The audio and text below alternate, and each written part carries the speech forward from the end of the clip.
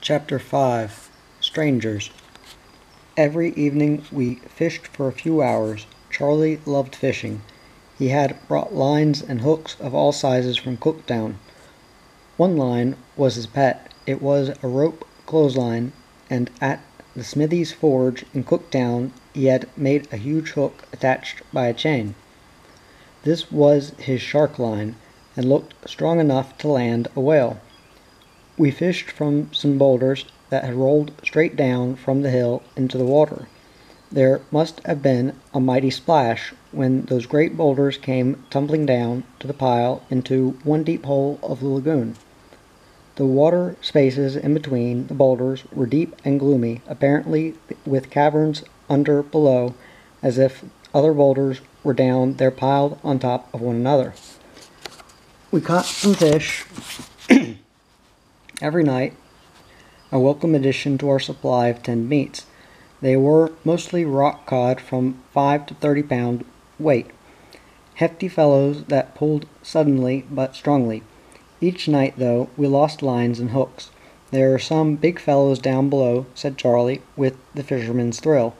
"I'll land something that will surprise you one of these nights." Carefully he set larger hooks on stronger lines, using wire too. Craftily he angled for the fish that were getting away with our hooks. He landed some large fish, but every night lost at least one big hook. Eventually the loss became serious, so I stopped fishing altogether. To the suggestion that we fish where the fish were smaller, he stubbornly shook his head, sitting out there in the starlight intent on his line. "There's a big old mangrouper under here below," he growled, "and I'm going to land him." So evening after evening I just looked on and smoked, gazed up at the stars sometimes and across the water where it swept before us, like a broad river hedged in by mangroves. For there too mangroves grew back from the sea edge, fringed the lagoon to circle around the hill and join up with the mangrove forest. That dark tidal river, a river only as it came welling in over the reef and rushed into the island to be walled in by the hill and the mangroves, was somberly beautiful. Like dark silver, mysterious in its movements, it came rippling into swell and climbed so treacherously fast up the boulders and mangrove trunks, so full of quiet, eerie noise. The hissing from out in the silver darkness of baby whirlpools, the soft suckings as it crept rapidly up the boulders, the gurglings and sighs and whisperings as it swirled in among the mangrove roots, and filling their tangled maze, crept up the trunks to suck at their lower branches and leaves. That river would deepen and widen our toy lagoon into a real one until it was one broad sheet of rippling silver merging with the sea. Sometimes a streak of brilliant phosphorus would mark its surface as a large fish chased a smaller. When a shoal of vicious fish came harrying other finned occupants of the lagoon, the water was spiderwebbed with lines of phosphorus as they chased their frantic prey. But the big old mangrouper, who had his home under below, was too full of brute strength to land. "It's him," Charlie would exclaim, and I'd wait to see him kneeling down and hanging on to the line, which, as I grabbed it, would stretch straight out as if a locomotive were backing slowly at the end. Then the line would come away and our hands broken, and Charlie would sigh his disappointment. "I'll get him yet," he would always growl. And he would produce a still stronger line and a larger hook, and twist more wire from the hook to the line. Then he'd catch one or two big fish with it, but sooner or later the old mangrouper would take the bait and hook and half the line. I grew watchfully interested in this battle between the man and the fish. That fish had brute wits. He'd play with the bait, nose it, and leave it alone just to feel Charlie's quivering finger on the line. After a long while he would take the bait within thick lips and slowly swim out. The line would tauten like Charlie's face, then as he jerked, the fish simply let him jerk the line away. But presently he got tired of playing with Charlie. He gripped the bait and swam with the line under his cavern, and that would be the end of it. And I had a conviction that when Charlie eventually baited his prize shark line, that would be the end of it too. To have pulled up the grouper would have meant pulling up the cavern roof. But the old man grouper would not bite at the shark line. Charlie tried his hardest, tempting the unresponsive brute night after night, and each night saw us lose another of our few remaining hooks. Giant grouper are the terror of the reefs, where divers go down into the coral gardens seeking pearl shell. The grouper is a massive, hideous brute, nearly all head and mouth, armed with terrible teeth that can easily bite off a man's arm. They are bovine, sulky, black, and molted, their strength being measured in hundredweights. Some old men from the underwater caverns grow to great size. I remember one caught outside Cooktown that on Bob Walmsley's weighing machine tipped the scale at 400 weight. But fish of 500 weight have been caught. I have often wondered what the big old man of Howick Island weighs. While our lines lasted, we caught fish and saved our meat. We had plenty of flour, a fact I mentioned to Charlie. I ordered a couple of extra bags. He growled, "You never know."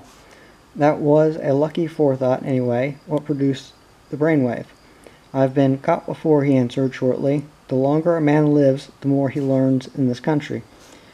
But after nearly a month on the island, we were rationing our tobacco. To be without tobacco is heartbreaking. One morning we were down at the camp working on a rough bush kiln in which to burn our tin and wolfram stone. Hard stone is much easier to crush after it has been roasted.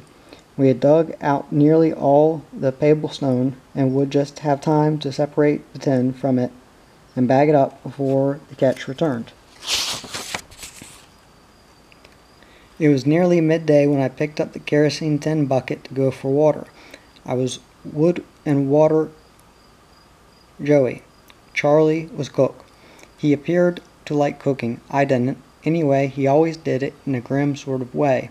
Thinking cheerfully of the expected approach of the catch, I walked from camp around the base of the peak towards the well and stood with thumping heart. A man stood staring at me. He was a man right enough. Suddenly I realized my month's growth of beard, hatless and half-clothed, with hair already growing over my forehead. I stared at this clean-shaven man in his clean suit. Under his cap his hair was well trimmed.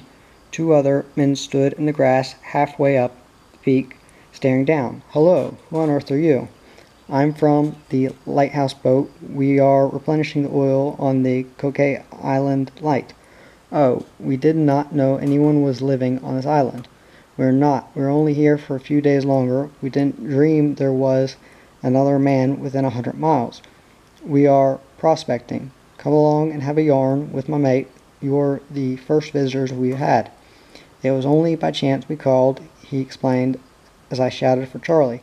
"As a rule, it is impossible to land here on account of the surf and reef." We rowed a dinghy across out of curiosity. Charlie appeared coming along the track as the two men from the peak climbed down towards us. Only then did I realize how wild we really looked, for Charlie was his black stubble, his long iron-gray hair, his deep-set eyes, and gaunt, half-clothed figure looked like a man of the woods alongside these clean-shaven strangers. Charlie acted the host as if he was king of an island. With lively curiosity they accompanied us to camp. They would not accept a drink of tea. A glance at our scanty larder may have decided them. Charlie insisted that they accept the 2 fish he had caught the night before, a 30 and 20-pounder cut up and cleaned, hanging in the smoke of the galley. Gladly I accepted a pipe of tobacco, and Charlie added, "Thanks, it's the only thing we're a bit short of." "I'm sure the man would send you some tobacco in return for the fish," volunteered the man I had met first. "We'd give him all the fish in the ocean if he would," I replied eagerly. "We'll get you some then, but we'll have to go aboard now. We were only allowed an hour's leave while the crew were refilling the light with oil. We walked with them back around the base of the peak towards the broad coral reef now, awash under the incoming tide. Their dinghy was tied right up to the mangroves. They were guardedly curious.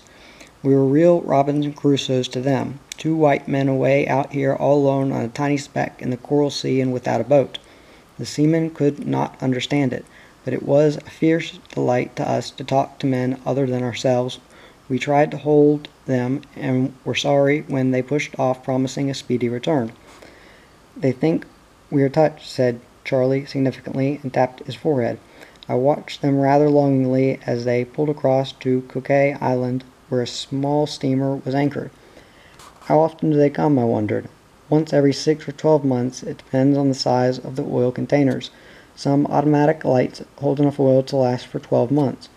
We stood there, not talking much, watching the dinghy grow smaller as she approached the steamer. It was a 3-mile row. How I hoped the skipper would send the boat's crew ashore again, and with some tobacco. He did, for presently we saw the dinghy heading toward us. We thrilled. This unexpected visit had brightened us up considerably. But the crew could only stay long enough to hand us several long tins of ship's tobacco and gift from the gods, some tins of jam and butter, a little sugar, and a pound of tea. The ship was weighing anchor immediately, sailing on up north. The skipper sent an offer to take us off and land us on the mainland if we wished. Charlie laughed the offer away. I smiled thanks less mirthlessly. The ketch was calling back for us any day now, and we were returning south. So with a cheery goodbye, good luck, they pushed off and bent to the oars as they battled against the lazy waves that now were commencing to roll in over the reef. We climbed up on to the peak to watch them reach the steamer. Immediately they did so, the dinghy was hauled aboard and the little vessel steamed away. "There's something we forgot to ask them," I said suddenly. "How soon will they come again?" "There's something we forgot to ask for far more important than that," he growled. "What's that?" "Fish hooks."